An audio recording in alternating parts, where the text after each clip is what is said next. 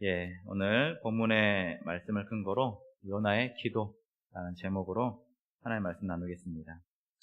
우리가 오후에는 계속 지금 요나의 말씀들을 계속 연속으로 좀 살펴보고 있는데요. 지난 요나의 그 1장 내용을 간략하게 우리가 함축해서 요약하자면, 요나는 선지자지만 신실한 선지자가 아니었다. 오히려 요나는 방탕한 선지자다라고 말할 수 있습니다. 왜냐하면 그는 하나님의 말씀을 대언할 선지자였지만 그 말씀 사역에 순종하지 않았던 불신의 모습, 불신의 선지자였기 때문에 요나를 우리가 부르기를 방탕한 선지자다. 그런 면들을 우리가 보게 되는데, 특별히 요나가 하나님께 대하여 방탕했던 세 가지 모습, 그리고 그 세 가지 특징이 무엇인가? 첫째는 자신의 삶과 사역의 주인 되시는 하나님을 상실합니다. 니느웨로 가라라고 했던 그 하나님 말씀을 대놓고 무시하죠. 나는 그리로 가지 않겠습니다. 오히려 하나님 틀렸습니다. 고집피는 요나의 모습. 두 번째는 요나가 그것 때문에 자신의 인생의 방향성을 상실해요. 요나는 원래 그가 향할 곳은 니느웨입니다. 이스라엘 중심으로 니느웨는 동쪽에 있어요. 그러나 그는 동쪽 니느웨로 가지 않고 오히려 서쪽 가장 끝 서바나에 있는 그 땅끝이라 불리는 스페인 지역 다시스로 향합니다. 정반대의 길로 향하면서 자신의 방향성을 상실하고, 마지막으로 그는 세 번째, 그의 삶의 목적을 상실해요. 자신은 하나님의 말씀을 대언하는 선지자의 삶에 그 목적을 두고 살아가는 인생인데, 이 선지자가 하나님 말씀을 선포하지 않겠다, 나는 하나님 뜻에 순종하지 않겠다, 그의 목적, 인생의 방향을 다 상실해버려서 결국 결론은 뭐예요? 요나는 방탕한 선지자다. 근데 참 그러한 면에 오히려 우리의 삶도 마찬가지 같아요. 우리의 삶. 하나님께서 우리를 하나님의 자녀로 부르셨습니다. 강권적인 은혜로 저항할 수 없는 그 불가항력적인 은혜로 우리를 부르셨으나 우리의 삶을 한번 돌아보시라는 거예요. 나는 과연 이 부르심에 합당한 삶을 살고 있는가? 홍요나와 같이 하나님을 상실하고 방향을 상실하고 그 목적을 상실하며 오히려 세상 가운데 뭔가를 내가 생각하며 살아야 되는데 그냥 사는 대로 생각해버리고, 분명한 하나님의 뜻이 있음에도 불구하고 그 뜻보다는 당장 먹고 사는 일에, 당장 내 유익을 쫓는 일에 인생을 허비하고 있지는 않는가. 이런 부분들을 우리가 오늘 말씀을 통해서 한번 좀 살펴보려고 합니다. 자, 계속되는 요나의 불순종 가운데도 하나님은 오히려 하나님의 신실함을 보여주셔요. 참 재밌어요.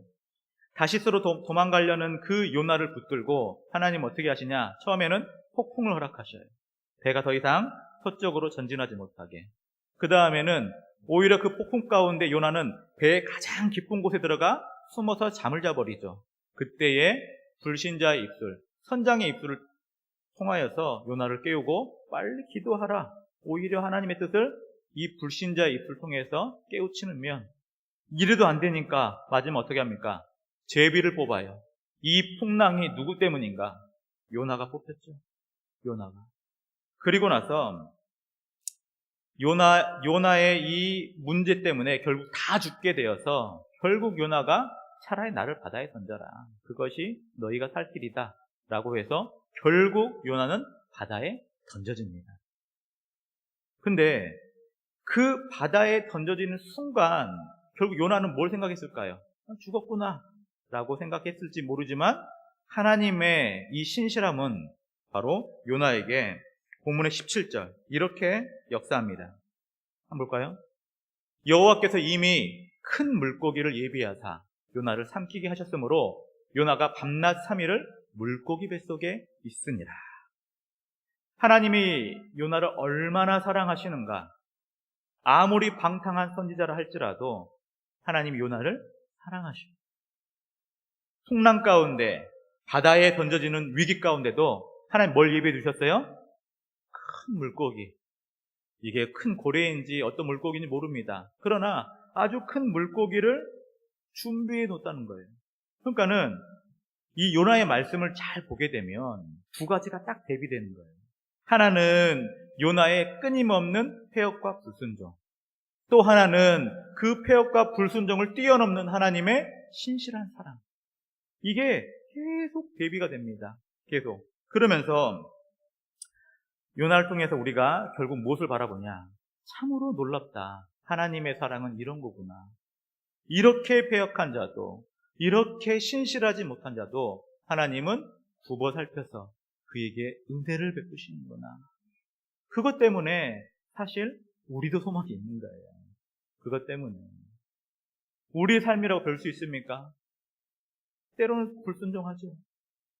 때로는 그 부르심에 귀를 닫을 때가 있어요. 분명히 하나님이 뭘 원하시는지도 저를 알겠어요. 분명히 이것이 하나님의 뜻임에도 나는 내 마음이 따라가지 못할 때가 있는 거예요. 살면서 얼마나 이런 것들을 많이 경험합니까?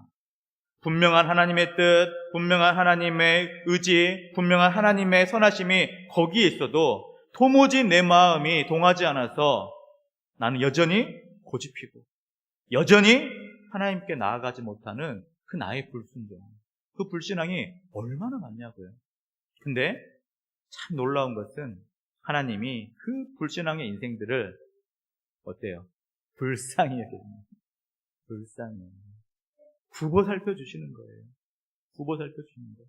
그러면서 결국 사랑받을 자격 없는 요나가 하나님의 큰 사랑을 힘입어서 다시금 그의 심령이 회복되는 면, 이 면도 한번 말씀 통해서 한번 보겠습니다.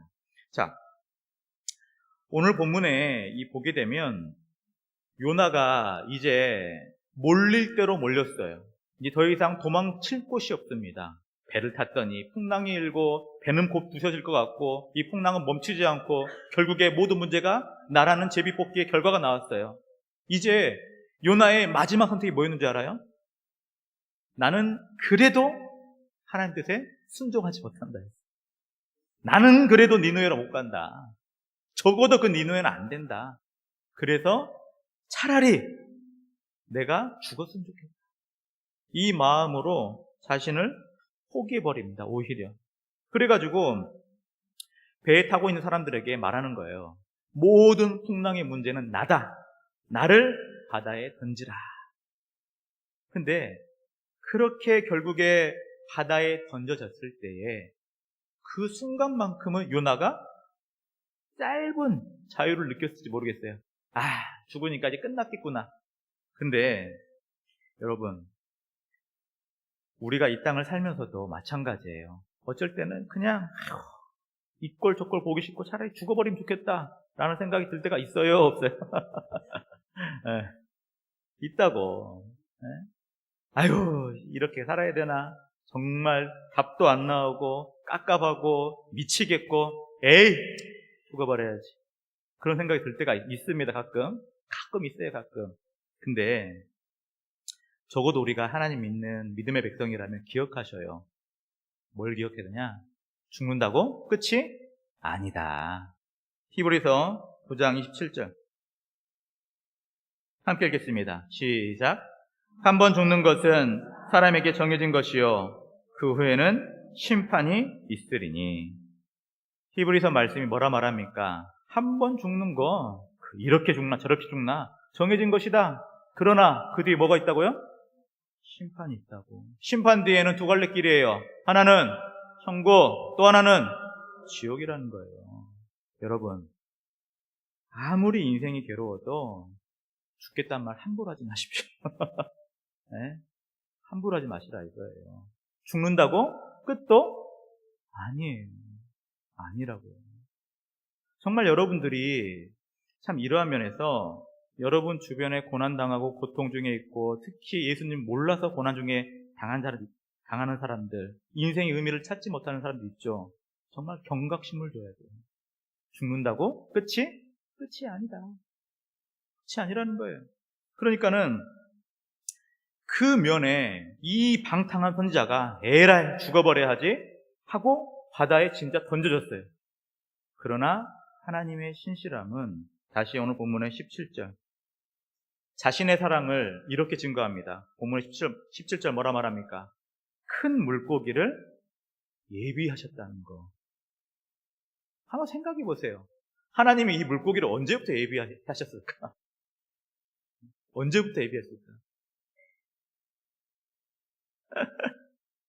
저는 제가 생각에는 그래요. 뭐 정확한 건 아니에요. 이미 요나의 마음 가운데 니느웨로 못 갑니다 할 때부터 하나님은 물고기 준비해 두고 계신 거예요. 하나님은 우리의 체질을, 우리의 성질을, 우리의 마음의 깊은 것을 알아요, 몰라요? 다 안다는 거예요. 여러분, 제발 하나님 속이지 마십시오. 하나님 여러분의 마음속 깊이 그 심연 속에 가장 아무도 모르는 그 중심의 마음도 하나님은 다 아신다는 거예요. 이미 요나가 끝까지 부인하고 부정하고 불신앙할 거 다 알아요. 근데 하나님 참 속이 좋죠. 뭘 합니까? 큰 물고기 예비해 두시고. 저는 우리 인생이 여기에 소망이 있는 것 같아요. 나는 내 인생이 어떻게 될지 그 앞날을 모르고 한치 앞을 못 보면서 무지와 실수를 반복하고 무책임한 행동을 반복하고 끊임없이 불신을 반복해도 하나님은요, 나를 살리기 위한 은혜의 방편을 항상 뭐하고 있어요? 예비해두고 있다는 거예요. 저는 이게 우리 믿음의 삶을 살아가는 우리 신앙인의, 우리 그리스도인의 최고의 선물 같아요. 내가 아무리 인생을 잘 산다 한들 얼마나 잘 살겠어요? 실수할 수 있고 실패할 수 있고 불신할 수 있고 불신앙으로 점철될 수도 있어요. 그러나 하나님은요, 오히려 그 불신앙 가운데도 자기의 신실함을 항상 준비하고 있는 거예요. 그래서 우리의 인생은 하나님께 맡길 때 소망이 있는 거예요. 내가 내 인생 아무리 풀어 산다고 생각해 보세요. 열심히 노력한다고요? 잘 준비한다고요? 아니요. 또 넘어지고 또 실패하고 또 불신하는 것이 우리의 인생이에요. 여러분 인정하십니까? 네? 그래서 우리가 항상 하나님께서 나를 붙드실 것을, 하나님께서 나를 위하여 예비하신 그 은혜를 내가 더 기대하고 소망을 갖는 것이 오히려 우리의 인생을 더 풍성하게 만든다. 바로 그러한 면에서 요나는 실제적으로 바다에 빠졌는데 그 큰 물고기가 요나를 집어삼킵니다. 며칠 동안요? 3일 밤낮 동안 삼켰다고 해요. 근데 이게 과연 이게 상식적으로 가능한 일인가? 이해는 안 돼요. 그러나 1891년 2월에 현대판 요나라는 사건이라고 불린 뉴스가 하나 있었는데 거기 보면 제임스 바틀러라는 사람이 있어요. 그는 고래잡이였는데 이 남아메리카 그 포틀랜드 그 해안을 따라서 향유 고래를 잡는 사람이었어요. 고래잡이를 하다가 실수로 고래잡이 그 배에서 떨어져 버린 거예요. 근데 마침 그 큰 향유 고래가, 고래는 사냥을 할 때 그냥 큰 입을 벌려서 한 번에 삼킵니다. 별다른 사냥법이 없어요. 근데 그때 삼켜져요. 사람들이 깜짝 놀라죠. 깜짝 놀라. 사람이 지금 삼켜져 버렸어요. 고래한테. 그래가지고 어찌어찌 해서 그 향유고래를 사냥해가지고 잡아서 결국에는 그 배를 갈랐어요. 근데 이 사람이, 제임스 바틀러라는 사람이 살았어요. 근데 그 상태가 어땠냐? 16시간 만에 꺼내졌는데 온몸의 털이 소화액으로 녹아버렸어요. 그리고 피부는 허옇게 질려있는데 겨우 숨만 붙어있는 상태로 그래도 생존을 했습니다. 16시간 만에. 근데 한번 생각해 보세요. 요나가 불신앙으로 인해서 바다에 던져지고 예비된 큰 물고기가 요나를 집어삼킵니다. 근데 과연 그곳이 아늑한 곳인가? 네? 얼마나 끄끄하겠어요. 물고기 뱃속에 딱 삼켜졌을 때 녹지도 않을 것이고 그 안에 온몸에 소화액이 자기를 뒤덮고 역겨운 냄새에 또 여러 가지 그 해초로 몸이 똘똘 감겨있고 아마 이 폐쇄공포증 있는 사람들은 5분 만에 정신을 놓을 거예요. 그냥 의식만 또렷이 살아있고 몸은 꼼짝달싹 못하는 그 갑갑한 상태. 그러니까 너무 죽을 것 같은 거죠. 아주 미칠 것 같은 그 순간에 결국 요나가 무엇을 하냐면 오늘 본문의 1절이에요. 1절 함께 읽겠습니다. 시작. 요나가 물고기 뱃속에서 그의 하나님 여호와께 기도하여. 드디어 이 방탕한 선지자가 기도하기 시작해요. 언제요? 죽을 것 같으니까. 2절에 그 괴로움이 어땠는지 볼까요? 본문 2절에 이르되 내가 받는 고난으로 말미암아 여호와께 불러 아뢰었더니 주께서 내게 대답하셨고 내가 수월의 뱃속에서 부르짖었더니 주께서 내 음성을 들었습니다 라고 고백하는데, 지금 요나의 상태가 뭐라 말해요? 고통을 표현할 때 내가 지금 수월의 뱃속에 있었다라고 해요. 근데 이 수월이란 말이 히브리 말로 지옥이란 말이에요. 음부라는 말인데, 보통은 무덤을 나타낼 때 이 수월이란 말을 씁니다. 그러니까는 자기가 지금 고통이 계속 가중되니까는 꼼짝없이 무덤에서 죽는 것처럼 느낀 거예요. 너무나 힘이 든 상태입니다. 죽을 것 같을 때, 정말 내 인생이 힘들 때, 그때에 요나가 드디어 하나님께 부르짖어 간구하는 거예요. 부르짖어요. 자, 이러한 모습을 보면 결국 우리도 마찬가지인 것 같아요.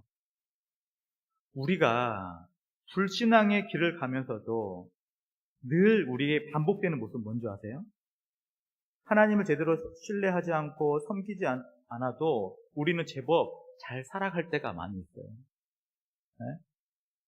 예배 한 번 빠진다고 무슨 삶의 문제가 생깁니까? 내 마음 가운데 하나님 제대로 섬기지 않는다고 삶의 문제가 생기겠냐고요. 당장은 안 생겨요. 근데 그것이 길어지고 또 길어지고 내 마음 가운데 자꾸 내가 하나님을 밀어내고 말씀 앞에 불신앙이 점점 커질 때 하나님 뭘 하신 줄 아세요? 그 인생이 다시 돌아오게, 다시 주님 품으로 돌아오게 하기 위해서 뭘 하냐? 잠시 고난 가운데 내버려 두십니다. 고난 가운데. 만약에 요나가 다시스로 가는 그 배를 타고 그 배의 모든 여정 가운데 아무런 문제가 없었다 생각해봐요. 요나가 과연 니느웨로 돌아왔을까요? 절대 안 가지. 절대. 이스라엘도 안 돌아왔을 거예요. 왜냐하면 이스라엘 등지고 아예 하나님 멀리 그냥 떠나 사는 것이 목적이었으니까. 땅 끝으로 가는 거였으니까. 근데 하나님은 무엇을 하시냐? 요나에게 고난을 허락해 주셔요. 고난. 왜 그랬을까요? 사랑하니까. 또 왜 그랬을까요? 요나는 택함받은 믿음의 백성이라는 거예요. 요나가 하나님을 택한 것이 아니라 하나님이 요나를 택하였다고요. 우리의 삶도 마찬가지예요. 우리의 삶도 하나님의 택한 언약적 은혜가 있는 자들은 하나님이 절대 포기 안 하신다. 절대. 그러니까는 여러분 자녀들에게 경고하십시오. 하나님 널 절대 포기 안 할 거야. 근데 제대로 안 살지. 어떻게 됩니까? 다리를 뿜주서라도 다시 돌아와야죠. 안 그래요? 안 그래? 이건 또 인정 못 하겠어요? 하나님의 택한 자녀들, 하나님이 수단과 방법을 가리지 않고 다시 주님께 돌아오게 한다고요. 그러니 제발 그냥 쉽게 돌아오십시오. 뻗팅기다가 물고기 밥 되지 말고. 쉽게 돌아와요, 그냥. 신앙생활의 모든 부분에 있어서 가장 큰 지혜는 뭔지 아세요? 물을 끓는데 빨라야 돼. 버티지 마세요. 버티면 더 힘들다. 바로 그러한 면에 요나는 버티다가 거의 죽기 직전까지 가게 됩니다. 그 직전까지 가야 뭐가 나와요? 기도가 나오는 거예요. 그러니까 우리의 죄악이 얼마나 심한지 알겠어요?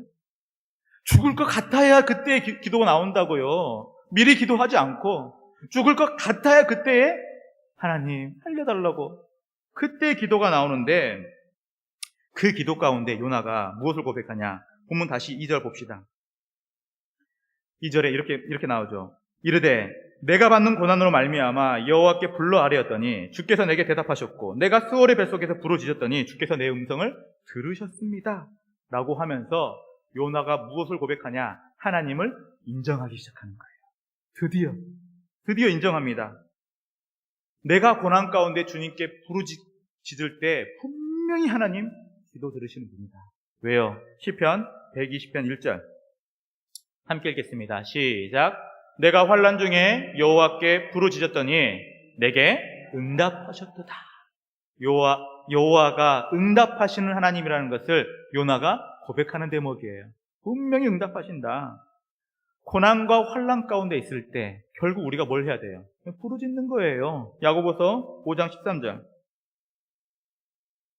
너희 중에 고난당한 자가 있느냐? 그는 뭐 할 것이요? 기도할 것이요. 즐거운 자는 찬송한다. 이것이 우리 믿음의 합당한 모습이라는 거예요.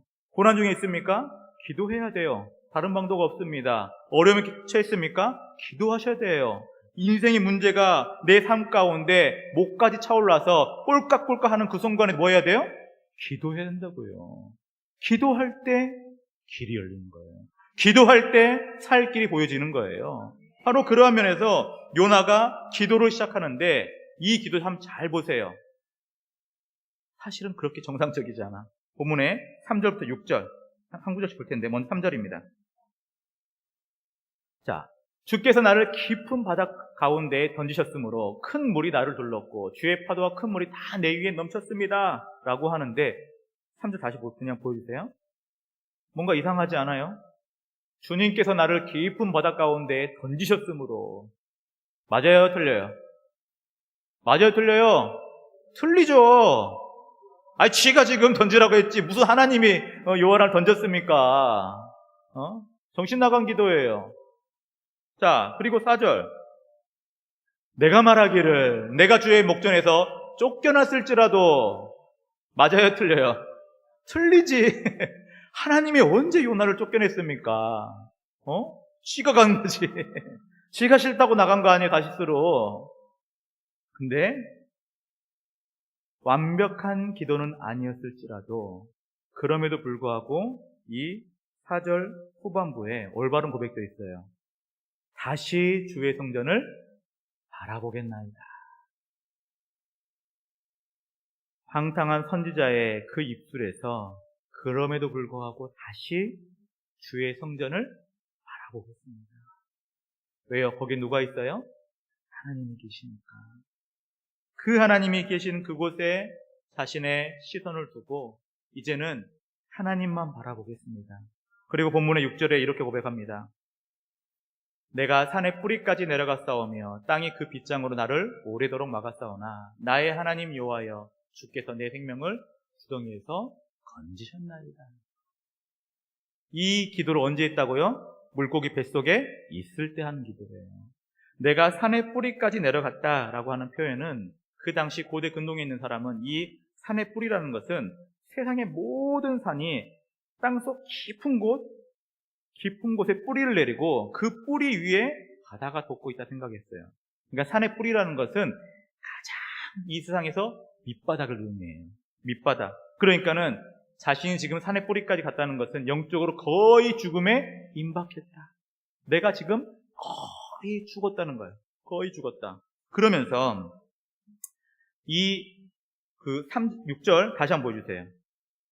그리고 하나님은 내 생명을 어디서 건졌어요? 구덩이에서 건졌다고요. 요나 지금 어디에 있어요? 물고기 뱃속.